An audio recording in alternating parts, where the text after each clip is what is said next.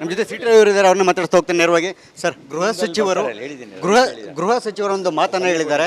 ತಮ್ಮನ್ನ ಕಾರ್ನಲ್ಲಿ ಸುತ್ತಾಡಿಸಿದ್ದು, ತಿರುಗಾಡಿಸಿದ್ರ ಬಗ್ಗೆ ಮಾಹಿತಿನೇ ಇಲ್ಲ ಅಂತಕ್ಕಂಥ ಮಾತನ್ನ ಹೇಳಿದ್ದಾರೆ. ಗೃಹ ಸಚಿವರು ಗೃಹ ಇಲಾಖೆಯ ಆಡಳಿತದ ಮುಖ್ಯಸ್ಥರು, ಹೆಡ್ಡು. ಅವರಿಗೆ ಮಾಹಿತಿ ಇಲ್ಲದೆ ಅಧಿಕಾರಿಗಳು ವರ್ತನೆ ಮಾಡ್ತಾರೆ ಅಂತ ಹೇಳಿದ್ರೆ ಒಂದು ಅಕ್ಷಮ್ಯ ಅಪರಾಧ. ನಾನು ಗೃಹ ಸಚಿವರ ಒಳ್ಳೆತನದ ಬಗ್ಗೆ ನನ್ನದು ತಕರಾರಿಲ್ಲ. ಒಳ್ಳೆತನವನ್ನು ಹಲವು ಬಾರಿ ಪ್ರಶಂಸೆ ಮಾಡಿದ್ದೀನಿ ನಾವು. ಆದರೆ ಅವ್ರ ಕೆಳಗಡೆ ಅವರಿಗೆ ಮಾಹಿತಿನೇ ಕೊಡಲ್ಲ ಅಂತ ಹೇಳಿದ್ರೆ ಮತ್ತು ಈ ಥರ ತಪ್ಪು ಮಾಡಿದ್ದಾರೆ ಅಂದಾಗ ತಪ್ಪು ಮಾಡಿದವ್ರ ಮೇಲೆ ಕ್ರಮ ಕೈಗೊಳ್ಳಬೇಕಾಗಿರೋದು ಗೃಹ ಸಚಿವರ ಜವಾಬ್ದಾರಿ. ಆ ರೀತಿ ಕ್ರಮ ಕೈಗೊಳ್ಳೋದ್ರ ಮೂಲಕ ಗೃಹ ಸಚಿವರು ಅವರಿಗೂ ಸಾಮರ್ಥ್ಯ ಇದೆ ಅಂತ ಉಳಿದವರಿಗೆ ಅರಿವಾಗುವಂತೆ ತೋರಿಸ್ಲಿ. ಅವರಿಗೆ ಸಾಮರ್ಥ್ಯ ಇದೆ, ನಾನು ಅವರ ಸಾಮರ್ಥ್ಯಹೀನರು ಅಂತ ನನ್ನ ಅಪವಾದ ಅಲ್ಲ. ಆದರೆ ಸಾಮರ್ಥ್ಯ ಇದೆ ಅನ್ನೋದು ಡಿಪಾರ್ಟ್ಮೆಂಟ್ನಲ್ಲಿ ಇರುವ ಉಳಿದವರಿಗೂ ಗೊತ್ತಾಗಲಿ. ಆದರೆ ನಿಮ್ಮ ಪ್ರಕರಣದಲ್ಲಿ ಇಲಾಖೆನೇ ಹ್ಯಾಂಡಲ್ ಮಾಡಿದ್ದು ಯಾರು ಅಂತಕ್ಕಂಥ ಅನುಮಾನ ಸಾರ್ವಜನಿಕವಾಗಿ ಪ್ರಶ್ನೆ ಮೂಡಿದೆ. ನಿಮ್ಗೆ ಏನು ಅನ್ನಿಸ್ತಾ ಇದೆ ಈ ವಿಚಾರದಲ್ಲಿ? ಅದನ್ನು ಯಾರು ಅವರು ಇಲಾಖೆಯಲ್ಲಿ ಹ್ಯಾಂಡಲ್ ಮಾಡಿದ್ದು ಅನ್ನೋದನ್ನು ಪರಮೇಶ್ವರ್ ಅವರೇ ಒಂದು ಇಂಟರ್ನಲ್ ಎನ್ಕ್ವೈರಿ ಮಾಡಿ ಅವರ ಇಲಾಖೆಯಲ್ಲಿ ಹಸ್ತಕ್ಷೇಪ ಮಾಡುವಂಥವ್ರ ಬಗ್ಗೆ ಅವರೇ ಗಂಭೀರವಾಗಿ ಆಲೋಚಿಸಬೇಕಾಗತ್ತೆ. ಪ್ರತಿ ಅರ್ಧ ಗಂಟೆಗೊಮ್ಮೆ ಫೋನ್ ಮಾಡಿ ಇನ್ಸ್ಟ್ರಕ್ಷನ್ ಕೊಡ್ತಿರುವಂಥ ತಾವು ಒಂದು ಗಂಭೀರ ಆರೋಪನ ಮಾಡಿದ್ದೀವಿ. ನಿಜವಾಗ್ಲೂ ಕೂಡ ಸಾರ್ವಜನಿಕವಲ್ಲದೆ ದೊಡ್ಡ ಮಟ್ಟದಲ್ಲಿ ಪ್ರಶ್ನೆ ಕೂಡ ಇದ್ದಿರ್ತಕ್ಕಂಥದ್ದು, ಸಹಜವಾಗಿ ಅನುಮಾನಗಳು ಮೂಡ್ತಿರ್ತಕ್ಕಂಥದ್ದು. ಕಾಂಗ್ರೆಸ್ ನಾಯಕರು ಮಾಡ್ತಿದ್ರು, ಯಾರು ಮಾಡ್ತಿದ್ರು, ಏನು ಈ ವಿಚಾರವಾಗಿ ಒಂದು ಹಂಚ್ಕೋಬೋದಂತ ಮಾಹಿತಿನ ಇಲ್ಲ, ವಿವರಗಳನ್ನು ನಿಮಗೆ ಮಾಧ್ಯಮಗೋಷ್ಠಿನಲ್ಲಿ ಎಕ್ಸ್ಪ್ಲೈನ್ ಮಾಡ್ತೀನಿ. ಹಕ್ಕುಗಳ ಆಯೋಗಕ್ಕೆ ಮೊರೆ ಹೋಗ್ತೀನಿ ಅಂತ ಹೇಳಿದರೆ ಯಾವಾಗ ಹೋಗ್ತೀರಿ? ಏನು ನಿಮ್ಮ ನಾಯಕರೆಲ್ಲರೂ ಕಾನೂನಿನ ಎಲ್ಲ ಸಂಗತಿಯನ್ನು ಮುಕ್ತವಾಗಿ ಇಟ್ಕೊಂಡಿದ್ದಾವೆ, ಮುಕ್ತವಾಗಿ ಇಟ್ಕೊಂಡು ಯೋಚನೆ ಮಾಡ್ತೀವಿ. ಆರೋಗ್ಯ ಹೇಗಿದೆ ಸರ್ ತಮ್ಮದು? ಇನ್ನೊಂದು 2 ದಿನ ರೆಸ್ಟ್ ತೊಗೊಂಡ್ರೆ, ನಿದ್ದೆ ಮಾಡಿದ್ರೆ 90% ಸರಿ ಹೋಗುತ್ತೆ. ಒಂದು ವಾರಕ್ಕೆ 100% ಸರಿ ಹೋಗ್ತೀವಿ. ಒಂದು ಕರಾಳ ಅನುಭವನ ತಾವು ಎಕ್ಸ್ಪೆಕ್ಟ್ ಮಾಡಿದ್ರೆ ಅದು ಅಧಿವೇಶನದ ಸಂದರ್ಭದಲ್ಲಿ, ಅಧಿವೇಶನದಲ್ಲಿ ಸದನದಲ್ಲಿ ತಾವು ಇದ್ದಂಥ ಸಂದರ್ಭದಲ್ಲಿ, ಹೌಸಲ್ಲಿ ಇದ್ದಂಥ ಸಂದರ್ಭದಲ್ಲಿ ಎಲ್ಲವೂ ಕೂಡ ಆಗತ್ತೆ ಅಂತ ಯಾವತ್ತಾರು ನಿರೀಕ್ಷೆ ಮಾಡಿದ್ರ ಅಂತ? ಇಲ್ಲ, ಇದು ಅನಿರೀಕ್ಷಿತವಾಗಿದ್ದು.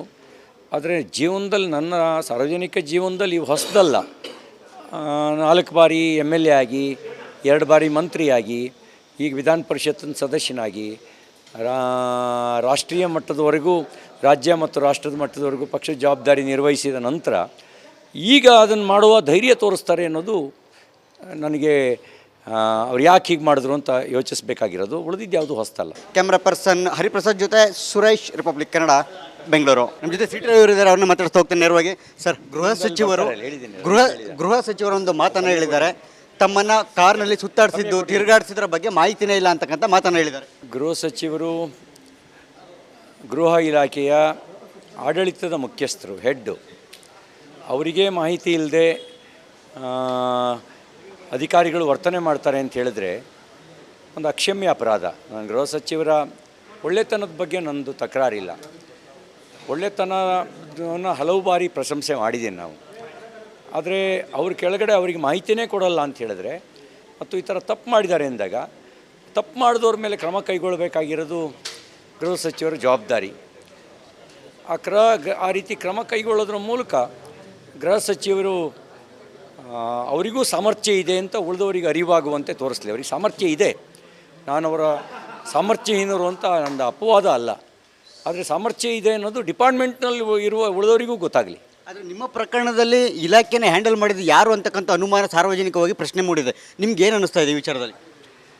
ಅದನ್ನು ಯಾರು ಅವರ ಇಲಾಖೆಯಲ್ಲಿ ಹ್ಯಾಂಡಲ್ ಮಾಡಿದ್ದು ಅನ್ನೋದನ್ನು ಪರಮೇಶ್ವರ್ ಅವರೇ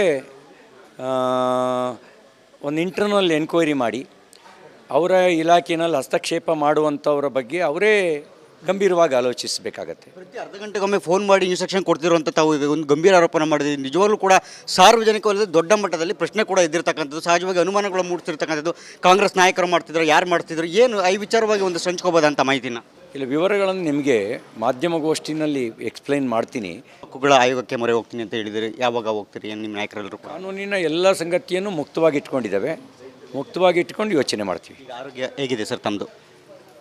ಇನ್ನೊಂದು 2 ದಿನ ರೆಸ್ಟ್ ತೊಗೊಂಡ್ರೆ, ನಿದ್ದೆ ಮಾಡಿದ್ರೆ 90% ಸರಿ ಹೋಗುತ್ತೆ. ಒಂದು ವಾರಕ್ಕೆ 100% ಸರಿ ಹೋಗ್ತೀವಿ. ಒಂದು ಕರಾಳ ಅನುಭವನ ತಾವು ಎಕ್ಸ್ಪೆಕ್ಟ್ ಮಾಡಿದ್ರೆ ಅದು ಅಧಿವೇಶನದ ಸಂದರ್ಭದಲ್ಲಿ, ಅಧಿವೇಶನದಲ್ಲಿ ಸದನದಲ್ಲಿ ತಾವು ಇದ್ದಂಥ ಸಂದರ್ಭದಲ್ಲಿ, ಹೌಸಲ್ಲಿ ಇದ್ದಂಥ ಸಂದರ್ಭದಲ್ಲಿ ಎಲ್ಲವೂ ಕೂಡ ಆಗತ್ತೆ ಅಂತ ಯಾವತ್ತಾರು ನಿರೀಕ್ಷೆ ಮಾಡಿದ್ರ ಅಂತ? ಇಲ್ಲ, ಇದು ಅನಿರೀಕ್ಷಿತವಾಗಿದ್ದು.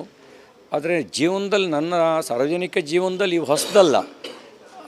4 ಬಾರಿ MLA ಆಗಿ, 2 ಬಾರಿ ಮಂತ್ರಿಯಾಗಿ ಈಗ ವಿಧಾನ ಪರಿಷತ್ತಿನ ಸದಸ್ಯನಾಗಿ ರಾಷ್ಟ್ರೀಯ ಮಟ್ಟದವರೆಗೂ ರಾಜ್ಯ ಮತ್ತು ರಾಷ್ಟ್ರದ ಮಟ್ಟದವರೆಗೂ ಪಕ್ಷದ ಜವಾಬ್ದಾರಿ ನಿರ್ವಹಿಸಿದ ನಂತರ ಈಗ ಅದನ್ನು ಮಾಡುವ ಧೈರ್ಯ ತೋರಿಸ್ತಾರೆ ಅನ್ನೋದು ನನಗೆ ಅವ್ರು ಯಾಕೆ ಹೀಗೆ ಮಾಡಿದ್ರು ಅಂತ ಯೋಚಿಸಬೇಕಾಗಿರೋದು. ಉಳಿದಿದ್ದು ಯಾವುದು ಹೊಸ್ತಲ್ಲ. ಕ್ಯಾಮ್ರಾ ಪರ್ಸನ್ ಹರಿಪ್ರಸಾದ್ ಜೊತೆ ಸುರೇಶ್, ರಿಪಬ್ಲಿಕ್ ಕನ್ನಡ, ಬೆಂಗಳೂರು. ನಮ್ಮ ಜೊತೆ ಸಿ ಟಿ ರವಿ ಇದ್ದಾರೆ, ಅವ್ರನ್ನ ಮಾತಾಡ್ತಾ ಹೋಗ್ತೀನಿ ನೇರವಾಗಿ.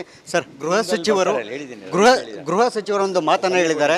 ತಮ್ಮನ್ನ ಕಾರ್ನಲ್ಲಿ ಸುತ್ತಾಡಿಸಿದ್ದು, ತಿರುಗಾಡಿಸಿದ್ರ ಬಗ್ಗೆ ಮಾಹಿತಿನೇ ಇಲ್ಲ ಅಂತಕ್ಕಂಥ ಮಾತನ್ನು ಹೇಳಿದ್ದಾರೆ. ಗೃಹ ಸಚಿವರು ಗೃಹ ಇಲಾಖೆಯ ಆಡಳಿತದ ಮುಖ್ಯಸ್ಥರು, ಹೆಡ್ಡು.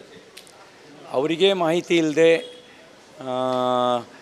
ಅಧಿಕಾರಿಗಳು ವರ್ತನೆ ಮಾಡ್ತಾರೆ ಅಂತ ಹೇಳಿದ್ರೆ ಒಂದು ಅಕ್ಷಮ್ಯ ಅಪರಾಧ. ನಾನು ಗೃಹ ಸಚಿವರ ಒಳ್ಳೆತನದ ಬಗ್ಗೆ ನನ್ನದು ತಕರಾರಿಲ್ಲ. ಒಳ್ಳೆತನವನ್ನು ಹಲವು ಬಾರಿ ಪ್ರಶಂಸೆ ಮಾಡಿದ್ದೇನೆ ನಾವು. ಆದರೆ ಅವ್ರ ಕೆಳಗಡೆ ಅವರಿಗೆ ಮಾಹಿತಿನೇ ಕೊಡಲ್ಲ ಅಂತ ಹೇಳಿದ್ರೆ ಮತ್ತು ಈ ಥರ ತಪ್ಪು ಮಾಡಿದ್ದಾರೆ ಅಂದಾಗ ತಪ್ಪು ಮಾಡಿದವ್ರ ಮೇಲೆ ಕ್ರಮ ಕೈಗೊಳ್ಳಬೇಕಾಗಿರೋದು ಗೃಹ ಸಚಿವರ ಜವಾಬ್ದಾರಿ. ಆ ರೀತಿ ಕ್ರಮ ಕೈಗೊಳ್ಳೋದ್ರ ಮೂಲಕ ಗೃಹ ಸಚಿವರು ಅವರಿಗೂ ಸಾಮರ್ಥ್ಯ ಇದೆ ಅಂತ ಉಳಿದವರಿಗೆ ಅರಿವಾಗುವಂತೆ ತೋರಿಸಲಿ. ಅವರಿಗೆ ಸಾಮರ್ಥ್ಯ ಇದೆ, ನಾನು ಅವರ ಸಾಮರ್ಥ್ಯಹೀನರು ಅಂತ ನನ್ನ ಅಪವಾದ ಅಲ್ಲ. ಆದರೆ ಸಾಮರ್ಥ್ಯ ಇದೆ ಅನ್ನೋದು ಡಿಪಾರ್ಟ್ಮೆಂಟ್ನಲ್ಲಿ ಇರುವ ಉಳಿದವರಿಗೂ ಗೊತ್ತಾಗಲಿ. ಆದರೆ ನಿಮ್ಮ ಪ್ರಕರಣದಲ್ಲಿ ಇಲಾಖೆನೇ ಹ್ಯಾಂಡಲ್ ಮಾಡಿದ್ದು ಯಾರು ಅಂತಕ್ಕಂಥ ಅನುಮಾನ ಸಾರ್ವಜನಿಕವಾಗಿ ಪ್ರಶ್ನೆ ಮೂಡಿದೆ. ನಿಮ್ಗೆ ಏನು ಅನ್ನಿಸ್ತಾ ಇದೆ ಈ ವಿಚಾರದಲ್ಲಿ? ಅದನ್ನು ಯಾರು ಅವರ ಇಲಾಖೆಯಲ್ಲಿ ಹ್ಯಾಂಡಲ್ ಮಾಡಿದ್ದು ಅನ್ನೋದನ್ನು ಪರಮೇಶ್ವರ್ ಅವರೇ ಒಂದು ಇಂಟರ್ನಲ್ ಎನ್ಕ್ವೈರಿ ಮಾಡಿ ಅವರ ಇಲಾಖೆಯಲ್ಲಿ ಹಸ್ತಕ್ಷೇಪ ಮಾಡುವಂಥವ್ರ ಬಗ್ಗೆ ಅವರೇ ಗಂಭೀರವಾಗಿ ಆಲೋಚಿಸಬೇಕಾಗತ್ತೆ. ಪ್ರತಿ ಅರ್ಧ ಗಂಟೆಗೊಮ್ಮೆ ಫೋನ್ ಮಾಡಿ ಇನ್ಸ್ಟ್ರಕ್ಷನ್ ಕೊಡ್ತಿರುವಂಥ ತಾವು ಈಗ ಒಂದು ಗಂಭೀರ ಆರೋಪನ ಮಾಡಿದ್ದೀವಿ. ನಿಜವಾಗ್ಲೂ ಕೂಡ ಸಾರ್ವಜನಿಕವಲ್ಲದೆ ದೊಡ್ಡ ಮಟ್ಟದಲ್ಲಿ ಪ್ರಶ್ನೆ ಕೂಡ ಇದ್ದಿರ್ತಕ್ಕಂಥದ್ದು, ಸಹಜವಾಗಿ ಅನುಮಾನಗಳು ಮೂಡ್ತಿರ್ತಕ್ಕಂಥದ್ದು. ಕಾಂಗ್ರೆಸ್ ನಾಯಕರು ಮಾಡ್ತಿದ್ರು, ಯಾರು ಮಾಡ್ತಿದ್ರು, ಏನು ಈ ವಿಚಾರವಾಗಿ ಒಂದು ಸಂಚ್ಕೋಬೋದಂತ ಮಾಹಿತಿನ ಇಲ್ಲ, ವಿವರಗಳನ್ನು ನಿಮಗೆ ಮಾಧ್ಯಮಗೋಷ್ಠಿನಲ್ಲಿ ಎಕ್ಸ್ಪ್ಲೈನ್ ಮಾಡ್ತೀನಿ. ಹಕ್ಕುಗಳ ಆಯೋಗಕ್ಕೆ ಮೊರೆ ಹೋಗ್ತೀನಿ ಅಂತ ಹೇಳಿದಿರಿ, ಯಾವಾಗ ಹೋಗ್ತೀರಿ? ಏನು ನಿಮ್ಮ ನಾಯಕರೆಲ್ಲರೂ ಕಾನೂನಿನ ಎಲ್ಲ ಸಂಗತಿಯನ್ನು ಮುಕ್ತವಾಗಿ ಇಟ್ಕೊಂಡಿದ್ದಾವೆ, ಮುಕ್ತವಾಗಿ ಇಟ್ಕೊಂಡು ಯೋಚನೆ ಮಾಡ್ತೀವಿ. ಈಗ ಆರೋಗ್ಯ ಹೇಗಿದೆ ಸರ್ ತಮ್ಮದು? ಇನ್ನೊಂದು 2 ದಿನ ರೆಸ್ಟ್ ತೊಗೊಂಡ್ರೆ, ನಿದ್ದೆ ಮಾಡಿದ್ರೆ 90% ಸರಿ ಹೋಗುತ್ತೆ. ಒಂದು ವಾರಕ್ಕೆ 100% ಸರಿ ಹೋಗ್ತೀವಿ. ಒಂದು ಕರಾಳ ಅನುಭವನ ತಾವು ಎಕ್ಸ್ಪೆಕ್ಟ್ ಮಾಡಿದ್ರೆ ಅದು ಅಧಿವೇಶನದ ಸಂದರ್ಭದಲ್ಲಿ, ಅಧಿವೇಶನದಲ್ಲಿ ಸದನದಲ್ಲಿ ತಾವು ಇದ್ದಂಥ ಸಂದರ್ಭದಲ್ಲಿ, ಹೌಸಲ್ಲಿ ಇದ್ದಂಥ ಸಂದರ್ಭದಲ್ಲಿ ಎಲ್ಲವೂ ಕೂಡ ಆಗತ್ತೆ ಅಂತ ಯಾವತ್ತಾರು ನಿರೀಕ್ಷೆ ಮಾಡಿದ್ರ ಅಂತ? ಇಲ್ಲ, ಇದು ಅನಿರೀಕ್ಷಿತವಾಗಿದ್ದು. ಆದರೆ ಜೀವನದಲ್ಲಿ, ನನ್ನ ಸಾರ್ವಜನಿಕ ಜೀವನದಲ್ಲಿ ಇವು ಹೊಸದಲ್ಲ. 4 ಬಾರಿ MLA ಆಗಿ, 2 ಬಾರಿ ಮಂತ್ರಿಯಾಗಿ, ಈಗ ವಿಧಾನ ಪರಿಷತ್ತಿನ ಸದಸ್ಯನಾಗಿ, ರಾಷ್ಟ್ರೀಯ ಮಟ್ಟದವರೆಗೂ ರಾಜ್ಯ ಮತ್ತು ರಾಷ್ಟ್ರದ ಮಟ್ಟದವರೆಗೂ ಪಕ್ಷದ ಜವಾಬ್ದಾರಿ ನಿರ್ವಹಿಸಿದ ನಂತರ ಈಗ ಅದನ್ನು ಮಾಡುವ ಧೈರ್ಯ ತೋರಿಸ್ತಾರೆ ಅನ್ನೋದು ನನಗೆ ಅವ್ರು ಯಾಕೆ ಹೀಗೆ ಮಾಡಿದ್ರು ಅಂತ ಯೋಚಿಸಬೇಕಾಗಿರೋದು. ಉಳಿದಿದ್ದು ಯಾವುದು ಹೊಸ್ತಲ್ಲ. ಕ್ಯಾಮ್ರಾ ಪರ್ಸನ್ ಹರಿಪ್ರಸಾದ್ ಜೊತೆ ಸುರೇಶ್, ರಿಪಬ್ಲಿಕ್ ಕನ್ನಡ, ಬೆಂಗಳೂರು.